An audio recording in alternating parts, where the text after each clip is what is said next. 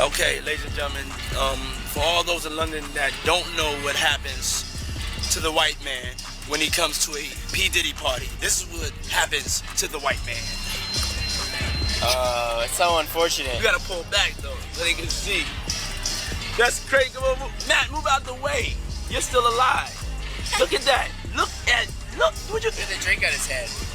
And that's James from Simeon Mobile Disco. He is an actual DJs aren't supposed to pass out, but when they come to one of my parties, this is what happens to him. I put him to sleep. Next day, right? You put the drink on his head. There you go.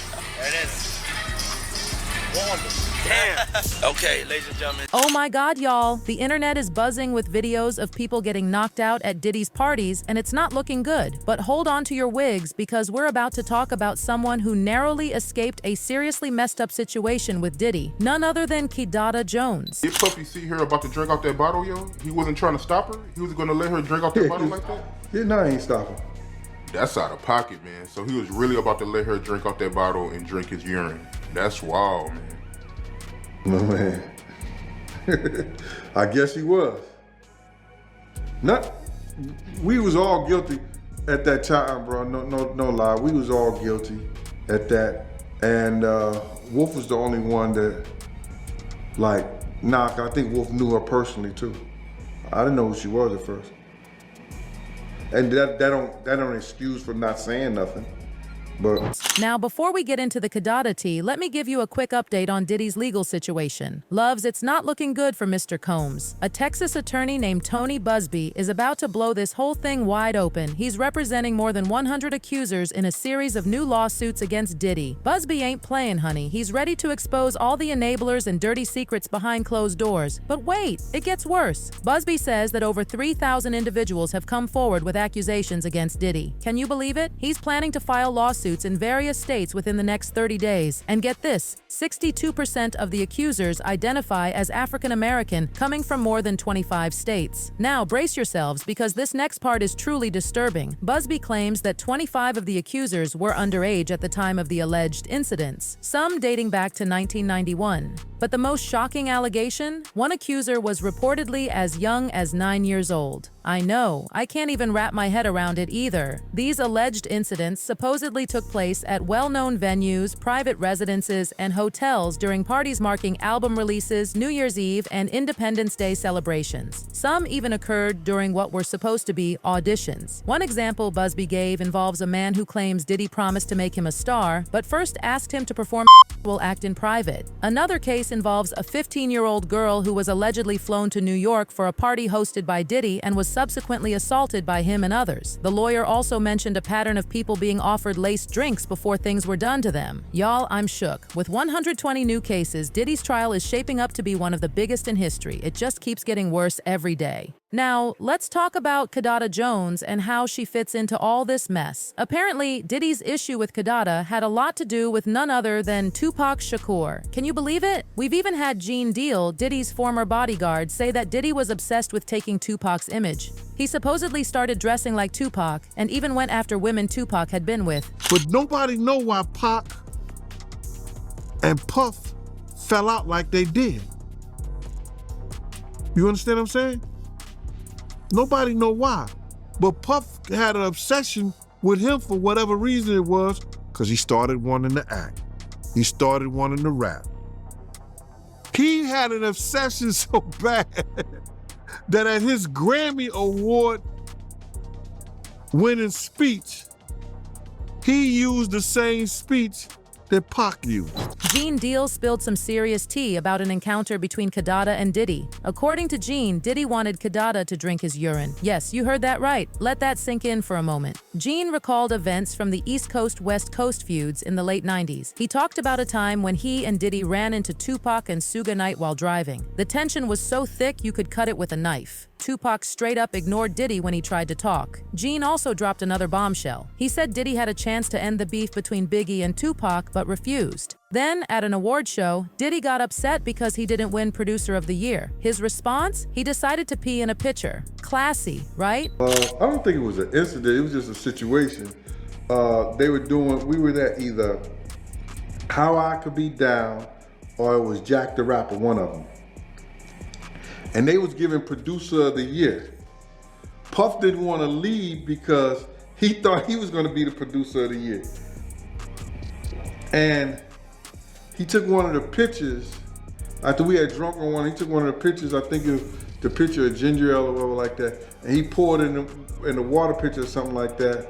And then he went up under the table and he urinated in the pitcher. Now, here's where it gets really messed up. According to Gene, Kidada Jones came to their table and was about to pour herself a drink from that pitcher. And Diddy? He didn't say a word. He was willing to let her drink it. I'm sorry, but that's beyond disgusting. Jones' daughter, I think it's Kidada Jones or whatever like that, she came to the table. And she was just talking to Puff, everything like that. She was talking to Puff. And then next thing you know, she reached over to grab the pitcher and poured her a glass of ginger pea. You know what I mean? Like that. And she was about to drink it and Wolf stopped her from doing it. She said, no, you don't want to drink that, you don't want to drink that, stuff like that. And stopped. She said, why? Nobody said nothing, but he had pissed in the damn ginger ale or whatever like that in that same bottle. And she was about to drink it. Apparently, the reason Diddy had it out for Kidada was because she was with Tupac. Gene claims Diddy wanted both Kidada and Tupac. Talk about a messy love triangle. Do you think Puffy knew she was dating Tupac? Because that sounds personal, man. It sounds like he was gonna let her drink his urine because he felt the type of way that she was with Tupac.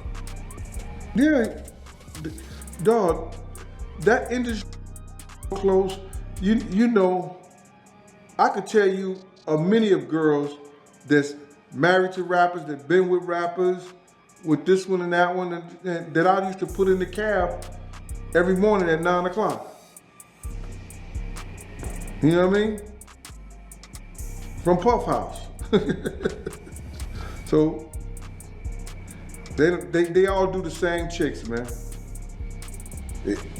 Your girl Superhead put that in a book. They all do the same chicks. Now, let's dive into Kidada and Tupac's relationship because it's crucial to understanding this whole situation. Tupac was actually engaged to Kidada Jones, but their relationship had a rocky start. Before they got close, Tupac had criticized Kidada's father in an interview, talking about his interracial relationships and mixed-race children. Kidada's sister, Rashida Jones, yes, that Rashida Jones, clapped back at Tupac in an article, questioning his moral compass and shaming him for disrespecting their dad. But here's where it gets interesting. Kidada and Tupac met months later at a nightclub. Tupac approached her, thinking she was Rashida, to apologize for his comments. Instead of an awkward confrontation, they fell in love. Talk about a plot twist! At first, Kidada's father wasn't on board with her dating Tupac, but according to Kidada, he eventually came around. In fact, Kidada wrote about Tupac's final hours in her father's autobiography. She called Tupac the love of her life and said they lived together for 4 months before he was tragically killed in Las Vegas in 1996. Kidada's account of Tupac's last moments is heartbreaking. She was in their hotel room when she got the call. At the hospital, she was handed Tupac's blood-stained clothes and told he had lost all blood pressure on arrival. Kidada wrote that she said to Tupac as he lay in the hospital bed, "Do you know I love you? Do you know we all love you?"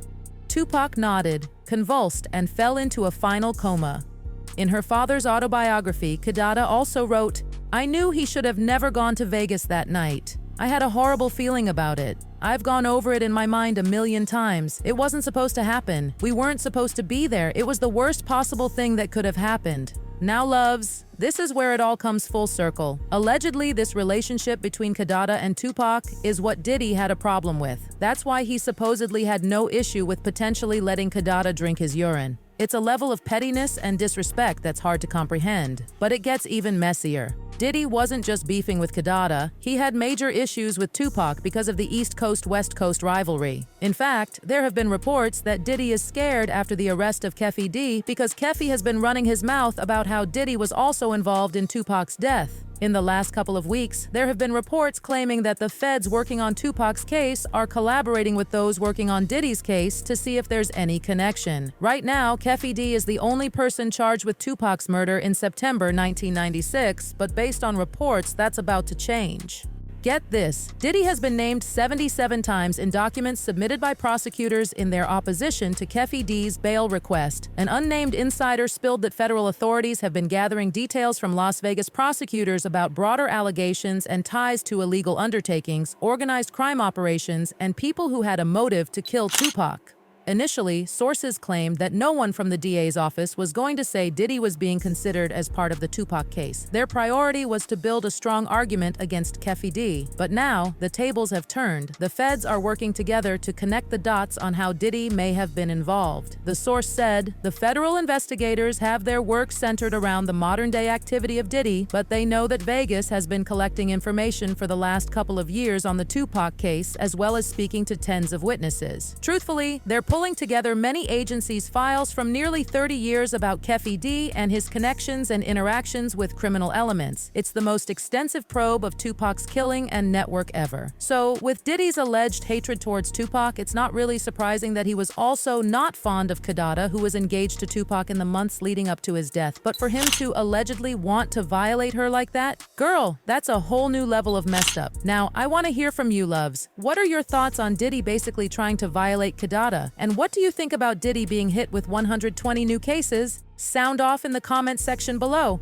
Remember, this is all still unfolding and we're dealing with allegations here. But one thing's for sure, this story is far from over. Before you go, don't forget to like, comment, and subscribe for more juicy celebrity gossip. And if you want more drama, click that link to watch another messy video that'll have your jaw on the floor. Until next time, loves, stay fabulous, stay informed, and keep sipping that tea. Bye. At tea.